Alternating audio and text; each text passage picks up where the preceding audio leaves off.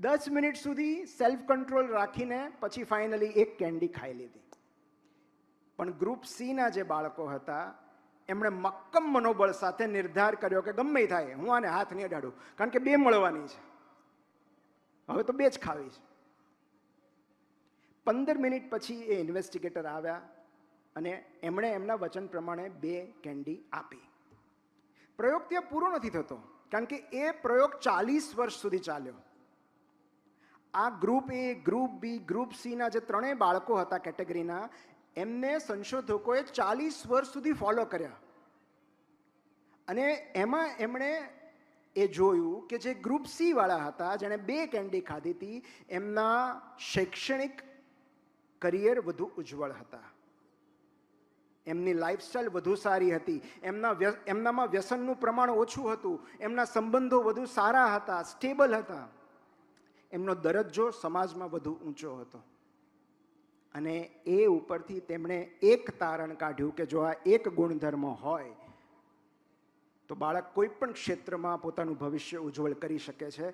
જે આજના યુગમાં જેની ખાસ જરૂર છે એ ગુણધર્મ છે ડિલેડ ગ્રેટિફિકેશન. તમે તમારા આનંદને કેટલો પાછો ઠેલવી શકો છો. જે ઇન્સ્ટાગ્રામની એમણે વાત કરી ને, ઇન્સ્ટન્ટ ગ્રેટિફિકેશનનો યુગ છે આ, તાત્કાલિક જોઈએ છે. અને માટે 6 મહિના, 12 મહિના, 1.5 વર્ષ મહેનત કરીને જે ફળ મીઠું લાગે એ ફળ ભૂલાતું જાય છે, જે છે ડિલેડ ગ્રેટિફિકેશન. તમે રાહ જુઓ, અત્યારે એક ન ખાઈ લો, કદાચ કાલે મળે, કદાચ 6 મહિના, વર્ષ, 2 વર્ષ, 5 વર્ષ પછી, કેટલાકને 10-10 વર્ષે મળે છે, પણ મળે છે ત્યારે 2 નહીં 20 આપે છે. ધ ઓનલી ક્વેશ્ચન ઇઝ તમે સંયમ રાખવા તૈયાર છો કે નહીં, તમે સેલ્ફ કંટ્રોલ રાખવા તૈયાર છો કે નહીં. અને અહીંયા ડિસિપ્લિનનો રોલ આવે છે કે જેના જીવનમાં ડિસિપ્લિન નથી, એ એથ્લીટ હોય, એન્જિનિયર હોય, ડૉક્ટર હોય, કલેક્ટર સાહેબ હોય, કોઈ પણ ક્ષેત્રમાં આગળ વધવું હશે તો ડિસિપ્લિન વગર આગળ નહીં વધી શકાય, મૂડ પ્રમાણે નહીં ચાલી શકાય. બીજો આર જે છે એ છે રિસ્પોન્સિબિલિટી. આ એક જ ગુણધર્મ એક બાળકનું કે એક મનુષ્યનું જીવન બદલી શકે છે. જો તમારા જીવનમાં બનતી ઘટનાઓ પ્રત્યે તમે સંપૂર્ણ જવાબદારી લઈ લો કે મારા જીવનમાં જે બને છે મારા કારણે થાય છે, I take full responsibility of it, એની સંપૂર્ણ જવાબદારી હું સ્વીકારું છું. જ્યારે તમે આ કહો છો એ જ ક્ષણથી જીવન બદલાવા લાગે છે. અને એટલે એમાં દોષારોપણ નથી. શિક્ષકે આમ કર્યું નહીં, શાળાએ આમ કરવું જોઈતું હતું, ટ્યુશનમાં આવું ભણાવવું જોઈતું હતું, એના મિત્ર નહીં. એની સંપૂર્ણ રિસ્પોન્સિબિલિટી વાલી અને બાળકની છે, જે કંઈ બને છે. કારણ કે જે ક્ષણે તમે તમારી ભૂલની જવાબદારી સ્વીકારો છો, જે ક્ષણે મહેનતની જવાબદારી સ્વીકારો છો, એ ક્ષણથી ચમત્કારો થાય છે. ત્રીજો જે આર છે એ છે રેઝિલિયન્સ. આ બહુ જ મહત્વનું છે. રેઝિલિયન્સ એટલે સાદી ભાષામાં કહીએ તો સ્થિતિસ્થાપકતા. કોઈ બાળક ચાલતા ચાલતા પડી જાય, પછી આપમેળે ઊભું થાય તમારા સપોર્ટથી, તમારા ટેકાથી, એને કહેવાય રેઝિલિયન્સ. એટલે કે વિષમતાઓમાંથી બહાર આવવાની ક્ષમતા સ્વબળે. અને મજાની વાત એ છે કે દરેક બાળકમાં રેઝિલિયન્સ કુદરતી રીતે હોય છે.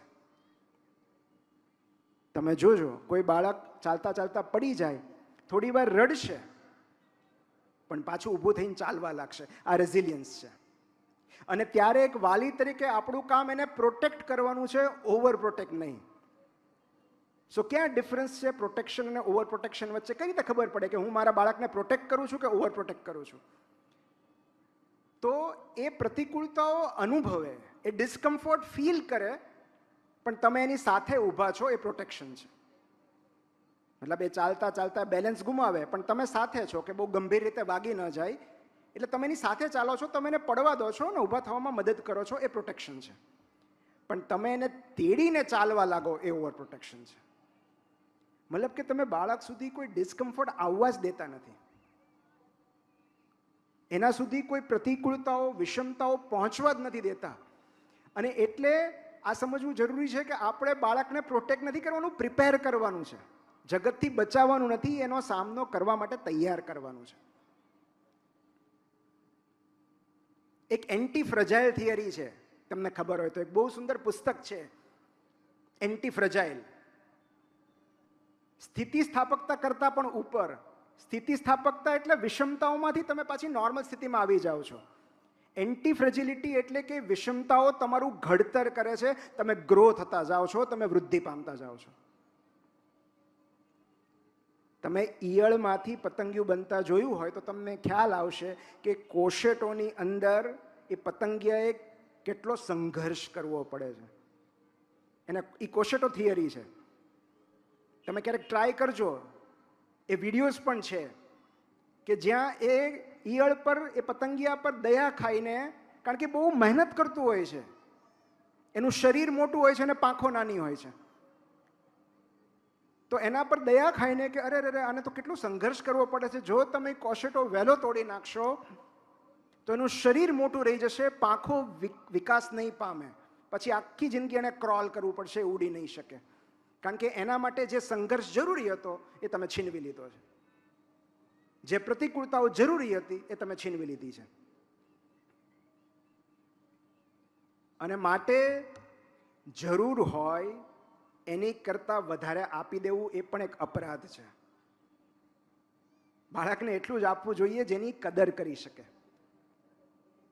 જો આપણે બધું જ આપ્યા કરીએ છીએ તો પછી કશું જ સ્પેશિયલ નહીં રહે એના માટે. સો રેઝિલિયન્સ. ચોથો આર થોડો કડવો છે, બહુ કડવો છે, અને એ છે રિજેક્શન. બાળકના ઉછેર માટે ખૂબ બધી નાની જરૂર હોય છે. વિટામિન નો. અને ના ક્યારે પાડવી? કે જ્યારે એની સેફટી જોખમાય, એની સુરક્ષિતતા જોખમાય, જ્યારે વેલ્યુઝ કોમ્પ્રોમાઇઝ થાય, જ્યારે બાળકે કોઈ પ્રયત્ન ન કરવો પડે. એવા સંજોગોમાં એક વાલી તરીકે ના પાડવી પણ આપણી જવાબદારી છે કે બેટા, અને આ બહુ જરૂરી છે કે તાત્કાલિક નહીં મળે. બે પાવરફુલ વર્ડ્સ તમે આજે યાદ રાખી લો. એક છે નો બેટા, અને એ પણ વિનમ્ર. વિનમ્ર અસ્વીકાર બાળકનું ઘડતર કરે છે. પોલાઇટ નો, સોરી બેટા, આ નહીં થઈ શકે. અને બીજો શબ્દ છે વેટ. તાત્કાલિક નહીં મળે. કારણ કે અત્યારે તમે આપી દેશો, નિશાળની બહાર, કોલેજની બહાર જગત નહીં આપે. વારંવાર નો સાંભળવી પડશે, વારંવાર વેટ સાંભળવું પડશે. કારણ કે એ રિજેક્શનથી ટેવાયેલો જ નથી, ના સાંભળવા ટેવાયેલું જ નથી. એ બાળકને એવું લાગે છે કે આખું વિશ્વ મારી આસપાસ જ ફરે છે. હું કહીશ એ બધું જ યુનિવર્સ મને આપી દેશે. હું જેને જેને પ્રપોઝ કરીશ એ બધા હા પાડશે. હું જ્યાં જ્યાં અપ્લાય કરીશ બધે મારું સિલેક્શન થઈ જશે. નો એ સૌથી મોટું પોષક તત્વ છે બાળક માટે, કે બેટા ના તો સાંભળવી પડશે. અને રિજેક્શન શીખવવાનો બેસ્ટ રસ્તો વિશાલભાઈ કહી દીધો કે બાળકને કોઈ એક રમત સાથે સાંકળી લો. દરેક વખતે નહીં જીતી શકે, એ રમત એને વિનમ્ર બનાવશે. દરેક દિવસ એનો નહીં હોય, ત્યાંથી રેઝિલિયન્સ શીખશે. એટલે વિનમ્ર અસ્વીકાર બહુ જરૂરી છે. અને છેલ્લો આર જે વધારાનો છે, પાંચમો આર, જે આજે થોડી ગંભીર રીતે ચર્ચા કરવી જોઈએ, એ આર છે રિસ્પેક્ટ.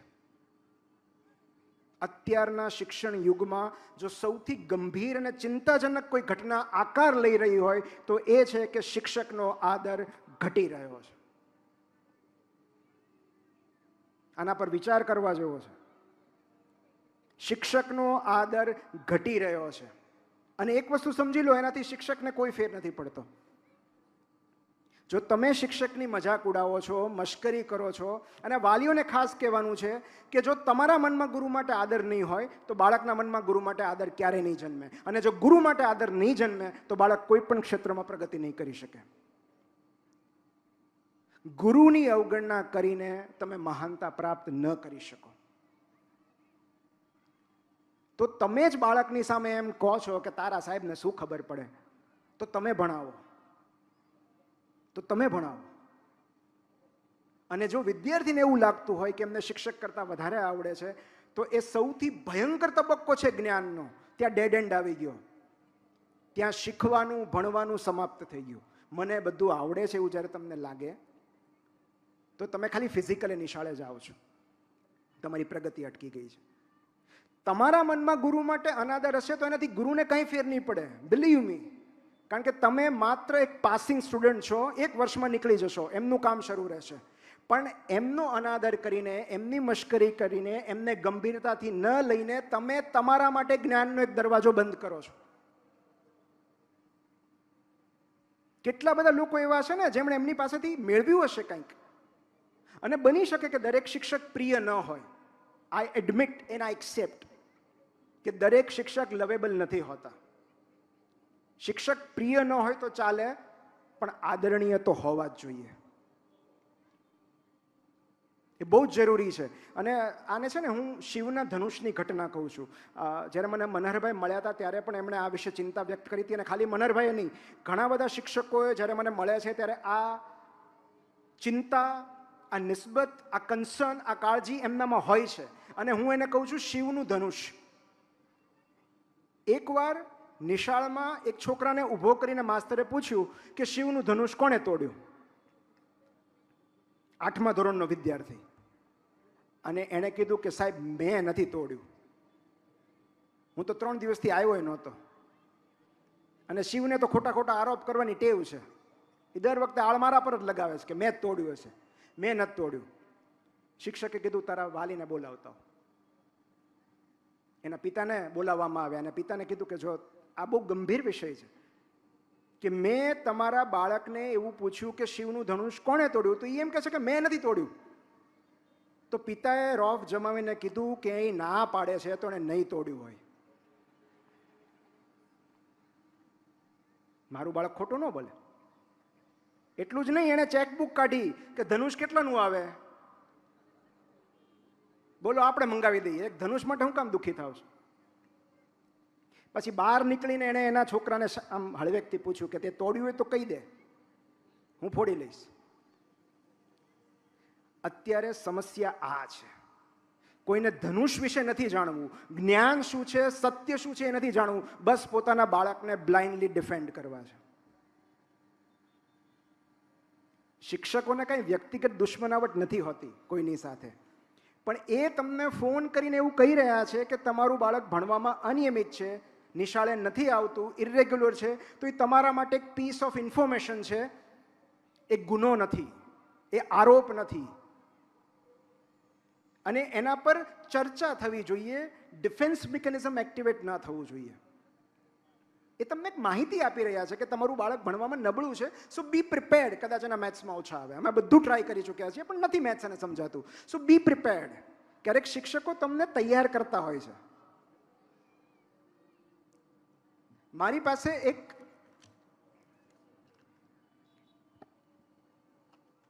પત્તાની કેચ છે, અને આ શું કામ છે એ હું તમને 5 મિનિટમાં કહું. એ પહેલાં મારે 2 વસ્તુ કહેવી છે. એક છે ટ્રસ્ટ અને એક બીજું છે એન્જોયમેન્ટ. જો બાળકને ભણવામાં મોજ નહીં આવે તો કશું જ આગળ નહીં થાય, તો એક્સલન્સ નહીં આવે. એક્સલન્સ સુધી પહોંચવાનો એક જ રસ્તો છે, એન્જોયમેન્ટ. મોજથી ભણે છે કે નહીં. અને બીજું છે ટ્રસ્ટ. મને સૌથી મોટી વક્રતા એ લાગે છે કે તમે 10 જણને પૂછીને, 100 જણને પૂછીને તમારા બાળકની નિશાળ નક્કી કરો છો, છતાં તમને શિક્ષકો પર અવિશ્વાસ છે. એમનામાં વિશ્વાસ ન હોય તો કાંઈ નહીં, નિશાળમાં વિશ્વાસ ન હોય તો કાંઈ વાંધો નહીં, બાળકમાં વિશ્વાસ ન હોય તો કાંઈ નહીં, તમારી પસંદગીમાં તો વિશ્વાસ રાખો. અમે ઘણીવાર પેશન્ટ્સને પણ આ કહેતા હોઈએ છીએ કે તમે ડૉક્ટર પર ભરોસો ન રાખો તો કાંઈ નહીં, પણ તમે જે શ્રદ્ધાથી અહીંયા આવ્યા છો, જે ડૉક્ટરની તમે પસંદગી કરી છે, તમારી પસંદગી પર તો ભરોસો રાખો. તો આ ટ્રસ્ટ ઇન ધ પ્રોસેસ, એની મેથડ્સમાં ભરોસો હોવો જોઈએ કે શિક્ષક જે ભણાવે છે બરાબર છે. કારણ કે એ તમે પસંદ કરી છે. શિક્ષકો તો બોલાવા નહોતા એવા ઘરે કે તમે આવો, તમે નિશાળ પસંદ કરી છે, તમે શિક્ષકો પસંદ કર્યા છે. પછી શેનો અવિશ્વાસ? આ કાર્ડની વાત. કારણ કે સૌથી અગત્યનો મુદ્દો મારે છેલ્લે છંછેડવો છે અને એ છે કમ્પેરિઝનનો. કારણ કે બહુ મજા આવતી હોય છે સરખામણી કરવામાં, તુલના કરવામાં દરેક વાલીને. તો એક એવું સત્ય જે આપણી આંખો ખોલી શકે છે, એવું એક સત્ય હું તમારી સામે લાઈવ ડેમો આપું છું. આ પત્તાની કેચ છે અને આને હું શફલ કરું છું. ઓકે, હવે અત્યારે આ 52 પત્તાનો જે ઓર્ડર છે, જે ક્રમ છે, એ એટલો યુનિક છે કે આજ સુધી યુનિવર્સમાં ક્યારેય આ ક્રમ હજી સુધી આવ્યો નથી ને હવે આવશે નહીં. ફરીવાર આવું નહીં થાય. This is so unique. કારણ કે 52 પત્તાને જ્યારે આપણે ઉલટ સુલટ કરીએ અને રીશફલ કરીએ ત્યારે એને એટલા બધા કોમ્બિનેશન્સ બને કે જેની સંખ્યા પૃથ્વી પર રહેલા અણુઓ કરતાં પણ વધારે છે. તો વિચાર કરો કે દરેક વખતે જ્યારે તમે ચીપો છો ત્યારે દરેક વખતે એક યુનિક ઘટના આકાર લે છે, એક યુનિક ક્રમ આકાર લે છે. હવે તમે વિચાર કરો કે આ તો 52 પત્તાની વાત છે. માનવ શરીર કેટલા અણુઓનું, કેટલા કોષોનું, કેટલા ડીએનએનું બનેલું છે. તો દરેક બાળક યુનિક કેમ ન હોઈ શકે? 75 ટ્રિલિયન સેલ્સ,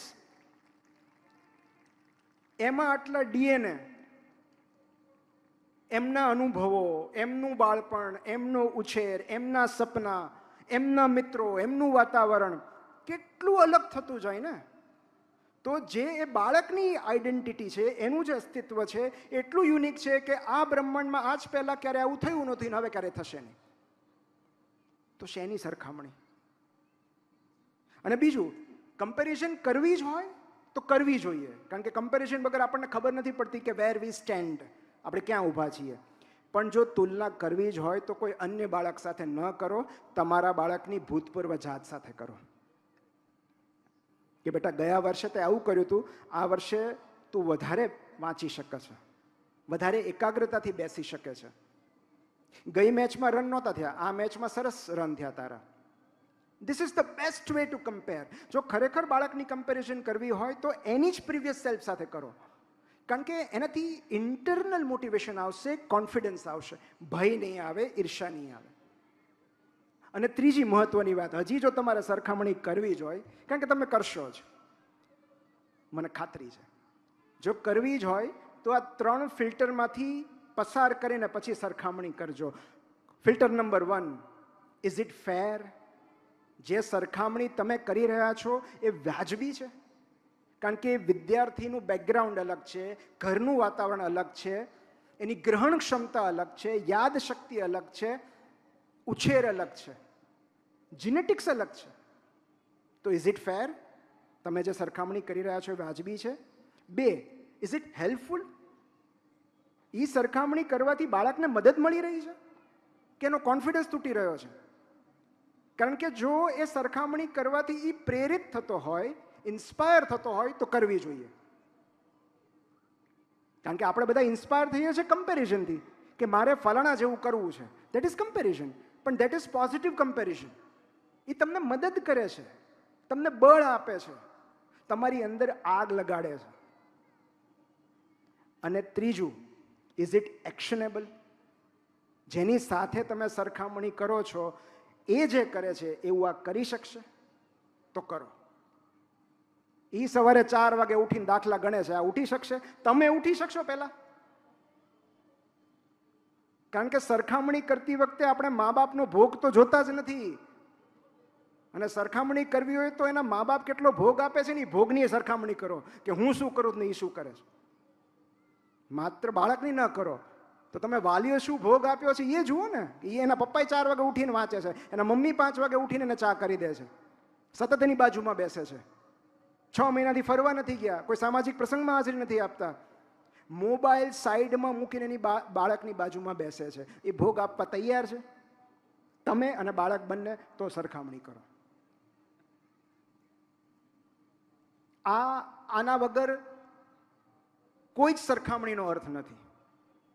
અને દરેક ઘરમાં નિષ્ફળતાને સહજ બનાવો. We will have to normalise failures. જો બાળકને આગળ વધારવું હશે તો. કેમ આમ થયું એમ નહીં, તને આમાંથી શું શીખવા મળ્યું, તને આમાંથી શું શીખવા મળ્યું, અને તું આગળ શું કરી શકે, કઈ રીતે આમાં ઇમ્પ્રુવમેન્ટ લાવી શકે. આપણે એના બોડીગાર્ડ નથી બનવાનું, આપણે એના કોચ બનવાનું છે.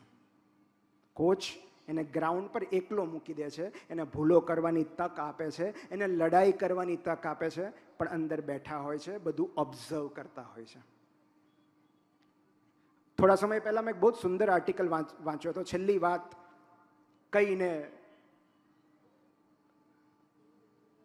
હું મારું વક્તવ્ય પૂરું કરીશ કે પેરેન્ટલ નાર્સિસિઝમ, આવો એક શબ્દ છે, parental narcissism, how to raise successful but miserable kids. સફળ છતાં દુઃખી બાળકો કઈ રીતે ઉછેરવા. એ બાળક તો સફળ થઈ જશે, પણ જો એ હસવાનું ભૂલી જાય, રમવાનું ભૂલી જાય, ગીતો ગાવાનું ભૂલી જાય, તો એ સફળતા શું કામની. એટલે માત્ર એને સપનું નથી બતાવવાનું, એની સાથે બેસવાનું છે, એને સપોર્ટ કરવાનો છે. કલામ સાહેબ એવું કહેતા, ફેલનો અર્થ થાય ફર્સ્ટ એટેમ્પ્ટ ઇન લર્નિંગ.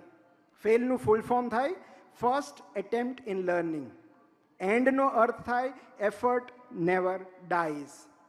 અને નોનો અર્થ થાય નેક્સ્ટ ઓપોર્ચ્યુનિટી. તો કયો અભિગમ આપણે બાળકને આપીએ છીએ એ બહુ જરૂરી છે. અને છેલ્લી વાત, આપણે બાળકને બધું આપશું, પણ જો એનામાં કૃતજ્ઞતા અને કરુણાનો અભાવ હશે તો સરવાળે આ જગતનું ભલું નહીં થાય. આ જે કાંઈ આપણે કરી રહ્યા છીએ એ લોક કલ્યાણ માટે કરી રહ્યા છીએ. બાળ કલ્યાણ તો ખરું જ, પણ લોક કલ્યાણ. આપણે સમાજને એક સારો નાગરિક આપવાનો છે. આપણે માત્ર એનો વિચાર કરીને છટકી નથી જવાનું. આપણું વિઝન ઓલ ઇન્ક્લુઝિવ હોવું જોઈએ. જે ટેકનોલોજીને આપણે વાત કરીને કે એવું હું શું વિકસાવવું કે જેનાથી લોકોને લાભ મળે, લોકોનું ભલું થાય, લોકોનું સારું થાય. તો એની પાછળનો એક હિડન એજન્ડા લોક કલ્યાણ છે. સાહેબે જ્યારે આઈએએસ બનવાના સપના જોયા હશે ત્યારે એની પાછળનો એક એજન્ડા લોક કલ્યાણ હશે કે હું સુવ્યવસ્થામાં કઈ રીતે કોન્ટ્રીબ્યુટ કરી શકું, હું લોકોની પીડા કઈ રીતે ઓછી કરી શકું, હું લોકોની સમજણ કઈ રીતે વધારી શકું. તમે આ જગતને કઈ રીતે ઉપયોગી થવા માંગો છો, આ એક જ પ્રશ્ન સાથે આજે સુવાનું છે. અને એટલે જ્યારે બાળકમાં ગ્રેટિટ્યુડ અને ગિવિંગ નથી હોતું, મતલબ lack of gratitude and giving, બાળક માત્ર મેળવ્યા જ કરે છે, મેળવ્યા જ કરે છે, મેળવ્યા જ કરે છે, ત્યારે એને એવું લાગે છે કે આખું વિશ્વ એની આસપાસ ફરે છે, એ જ પોતે આખા વિશ્વના કેન્દ્રમાં છે. બાળકને આપતા શીખવવું પણ એટલું જ જરૂરી છે. જે મળ્યું છે એનો આભાર પણ માનવતા શીખવવું જોઈએ. જો કૃતજ્ઞતા અને કરુણા નહીં હોય તો ગમે એટલું ભવિષ્ય ઉજ્જવળ હશે, એ કશાય કામનું નથી. તો I leave you with this idea. Thank you so much. તમે ઘણી શાંતિથી મને સાંભળ્યો. અને ફરી એકવાર મનહરભાઈ અને મિત્તલબેન માટે એક જોરદાર તાળીઓ. આ એક યજ્ઞ છે, શિક્ષણ એક યજ્ઞ છે. અને બિલીવ મી, એમાં આહુતિ મા બાપે પહેલાં આપવી પડે છે. તમે જો એવું સમજતા હો કે નિશાળ વિક્રમ સર છે, વિક્રમ સર એક બહુ સરસ શબ્દ વાપરે છે કે નિશાળી એસ્કેપિઝમ નથી. નિશાળે છોકરું મોકલી દીધું એ પલાયનવાદ નથી, એ પલાયનનો માર્ગ નથી. તમારી જવાબદારી કાંઈ ઓછી નથી થતી, ઉલટી વધી જાય છે. અને એટલે એ યજ્ઞમાં આહુતિ તો મા બાપે આપવી જ પડશે, ભોગ પણ આપવો પડશે. હા, શિક્ષકો આપણી સાથે છે, કારણ કે મારી સાથે રહ્યા છે અને મારી દીકરીની સાથે છે, એટલે મને ખબર છે કે શિક્ષકો હંમેશા સાથ આપે છે. આજે જ હું કોઈકને કહેતો હતો કે આ જગતની સૌથી ઇનોસન્ટ બ્રીડ હોય ને, સૌથી નિર્દોષ જાત, નિર્દોષ પ્રજાતિ એ શિક્ષકોની છે. બિચારા કોઈને નડતા નથી. હા, ક્યારેક વર્ગખંડમાં ખીજાઈ લે, વઢી લે, પણ એમનો ગુસ્સો પણ એમનો પ્રેમ હોય છે. એ જ્યારે કશું કહેતા હોય છે એની પાછળ એનો હેતુ આપણો ઉદ્ધાર હોય છે. તો એને સમજીએ અને એક જવાબદાર, સભાન વાલી બનીએ. Thank you so much.